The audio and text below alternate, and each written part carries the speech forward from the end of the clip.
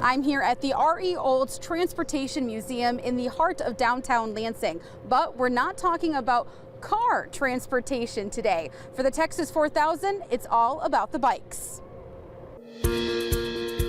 Texas 4000 is actually an 18-month-long leadership development program. So we all train for 18 months. So we do volunteering, training, and fundraising. And then the capstone basically is a summer ride. A 4,000-mile summer ride, that is. Normally, the nonprofit rides from Austin, Texas to Alaska, but due to the pandemic, the team is making a detour. But because of the Canadian border being closed, we have changed all of it. So we do a loop around America, which is still 4,000 miles, but we're going up the Smoky Mountains and then down the East Coast through DC, Arkansas, all of that. So the group began their ride on June 4th, averaging about 85 miles per day. And now they're racking up some miles in Michigan. Compared to, we went through the Smoky Mountains, so going from super high elevation every single day to Michigan, which is pretty much flat. So it's been really nice for our legs to have a little mountain break.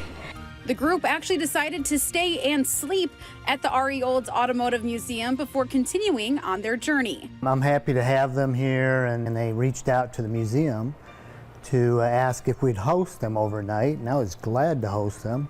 We're kind of setting up to feed them dinner and looking forward to giving them a little tour around the museum and then just talking with them.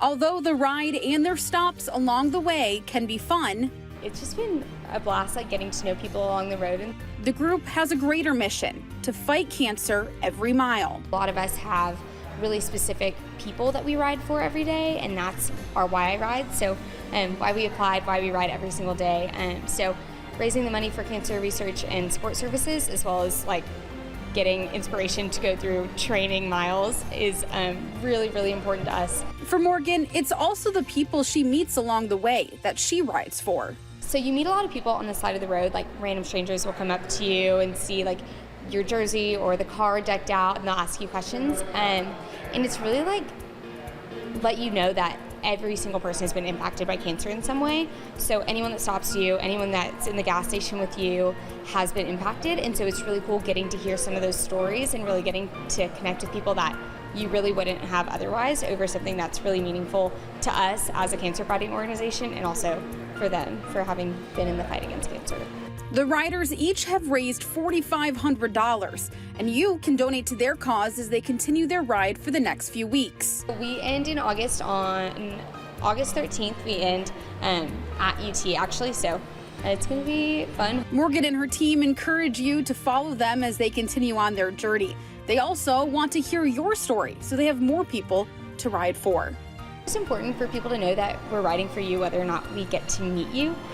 So every single person on the team has some form of contact on the website. So send us a message if you'd like us to dedicate a ride to anyone. We love to dedicate rides to people who have had cancer or who have been impacted in any way. So we're riding for you.